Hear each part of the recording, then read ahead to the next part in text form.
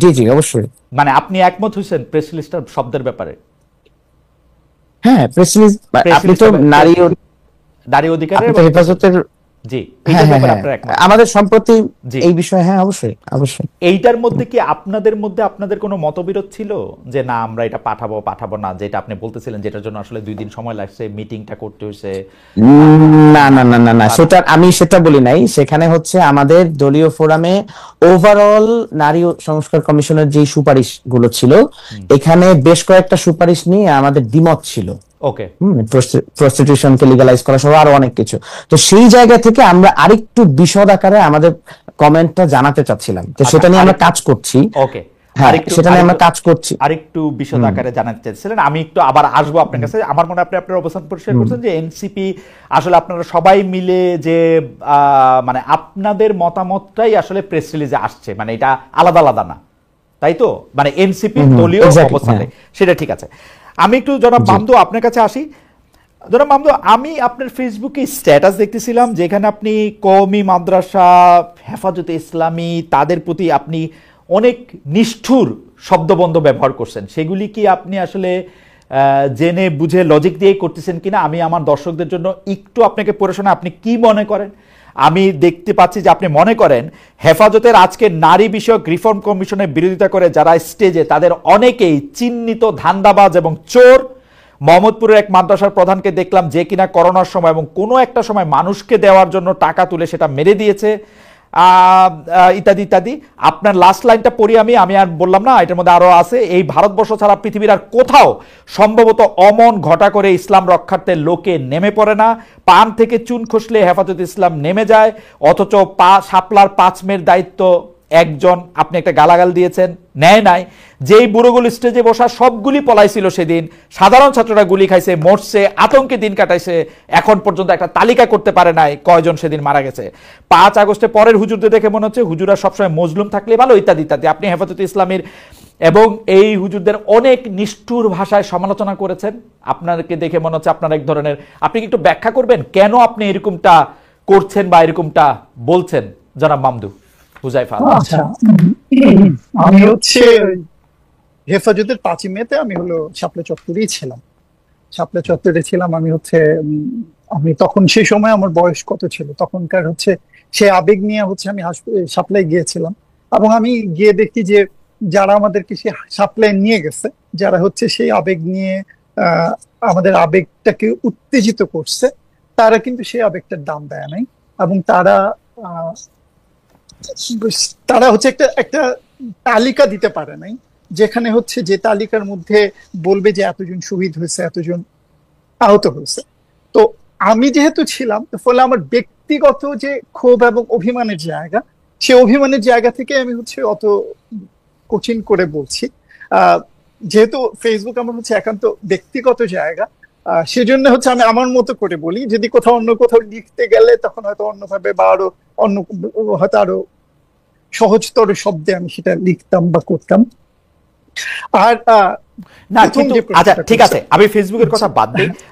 জনাব হুজাইফা আল মামদু, আপনি এটা পরিষ্কার করেছেন যে এটা তো আপনার সোশ্যাল মিডিয়া, এটা তো আপনার বলার জায়গা। কিন্তু আমি সাধারণভাবে যদি বলি, নারী সংস্কার কমিশন বলে যে কমিশনের যে রিপোর্টগুলি তুলে ধরলো, আপনি জি কি মনে করেন কিনা যেটা আসলে হেফাজতও দাবি করতেছে, জাতীয় নাগরিক পার্টিও বলতেছেন যে কিছু জিনিস আছে যেটা ধর্মীয়, সামাজিক ও সংস্কৃতির অখণ্ডতাকে ঠিক সম্মান করে নাই। হেফাজত বলতেছেন প্রেস রিলিজের মধ্যে যে এইটার মধ্যে থেকে আসলে মানে এই এই এই এই সংস্কারটা আসলে ঠিক ধর্ম মেনে হইতেছে কিনা সেইটা দেখারও একটা জায়গা আছে। আপনি কি মনে করেন? এইগুলি বলা তো রাইট আছে ওনাদের, তাই না? আচ্ছা, আমি হচ্ছে যে জিনিসটা দেখছি সেটা হচ্ছে এই পুরো কমিশন, মানে নারী রিফর্ম কমিশনের পুরো সুপারিশমালাকেই ওনারা হচ্ছে বাতিল করে দিতে চাইতেছেন। আমার মানে আমি হচ্ছে যতটুকু পড়ছি সকাল থেকে বা হচ্ছে এর আগে, তাতে আমার মনে হয়েছে যে নারী এই এই কমিশনের মধ্যে খুবই চমৎকার কিছু ব্যাপার আছে, যেগুলো হচ্ছে নারীদের জন্য, যেগুলো হচ্ছে গ্রামগঞ্জের নারীদের জন্য, মানে একদম আমাদের শ্রমজীবী তৃণমূল নারীদের জন্য খুবই জরুরি বিষয়, যেগুলো খুব জরুরি। কিন্তু সেইগুলো নিয়ে ওনারা হচ্ছে কোনো মানে তাদের কোনো কথা বলতে আমি শুনি নাই, কোনো দেখি নাই। শুধু হচ্ছে নারীর যে সম্পদের বিষয় সেটা না, আমি হচ্ছে দেখছি হচ্ছে অভিবাসী নারী বিষয়ক নানা সুপারিশমালা আছে।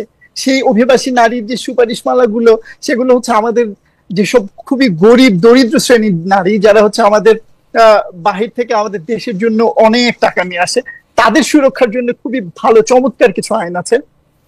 শ্রম কর্মসংস্থান বিষয়ক আইন আছে, সামাজিক নিরাপত্তা বিষয়ক কর্মসূচি আছে, স্বাস্থ্য বিষয়ক নারী আছে, অনেক আইন আছে যেগুলো খুবই জরুরি। স্বাস্থ্য বিষয়ক একটা আইনের ক্ষেত্রে আমি যেটা দেখলাম সেটা হচ্ছে সিজারিয়ান নিয়ন্ত্রণ। এইটা প্রত্যেকটা নারীর জন্য খুবই জরুরি জিনিস। এই ইয়েতে এসে সেইগুলোর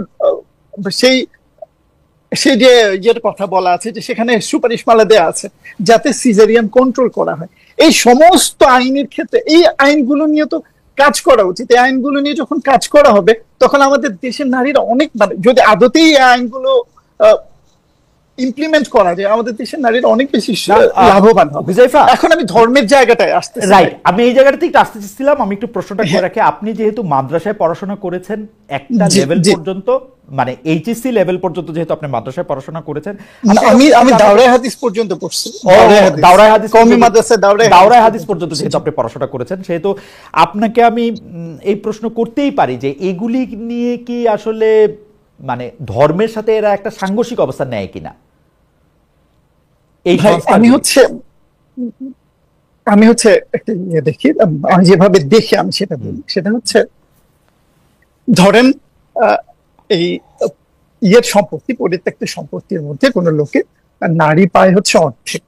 এখন এখানে হচ্ছে সমতার আইনের যে কথা বলা আছে সেটা নিয়ে আমি হচ্ছে আমার মতামত আমি বলি। সেটা হলো যদি কেউ কোনো লোক তার মৃত্যুর আগে তার সন্তানের জন্য হচ্ছে সমানভাবে ভাগ করে দেয়, সে কিন্তু গুনাহগার হবে না।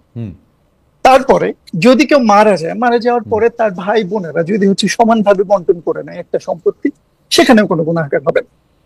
ফলে এইটা হচ্ছে একটা ব্যাপার। তো ফলে আপনি যদি হচ্ছে এরকম একটা আইন করেন যে আইনে একটা কিছু মানুষকে উন্নতি দিচ্ছে, কিছু মানুষের অধিকার দিচ্ছে, আমার মনে হয় না সেটা হচ্ছে ইসলাম বিরোধী, কোরআন বিরোধী হবে। কারণ কোরআন আসলে আদতে মানুষের অধিকার রক্ষার জন্য কাজ করে। আমি হচ্ছে একটা রিপোর্টের কথা বলছি, ডিআইএইচ এর সার্ভেতে আছে যে বাংলাদেশের ল্যান্ড ওনারশিপের মধ্যে সোল অথবা জয়েন্ট ওনারশিপ হচ্ছে 13% নারীদের, আর আমাদের হচ্ছে ছেলেদের ওনারশিপ হচ্ছে 70%।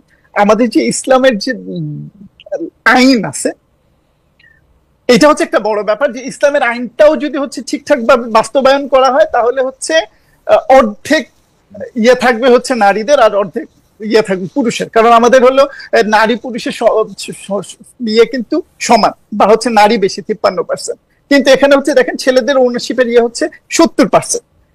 এই যে এই জায়গায় নারীরা হচ্ছে প্রচন্ড ভাবে বঞ্চিত হচ্ছে। এই বঞ্চনা থেকে যদি কাউকে উদ্ধার করা হয়, আমার মনে হয় না সেটা হচ্ছে মানে আল্লাহ হচ্ছে ধরবেন আমাদেরকে, বরং আল্লাহ হচ্ছে সবই দিবেন আমাদেরকে।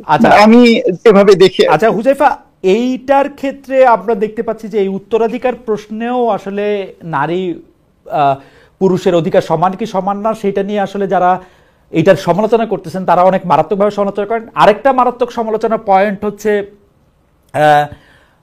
একটা তো উত্তরাধিকার আইন, আরেকটা হচ্ছে পারিবারিক বা বৈবাহিক জীবনে নারী পুরুষের বা স্বামী স্ত্রীর যে সম্পর্কের ক্ষেত্রে কোনটা ন্যায়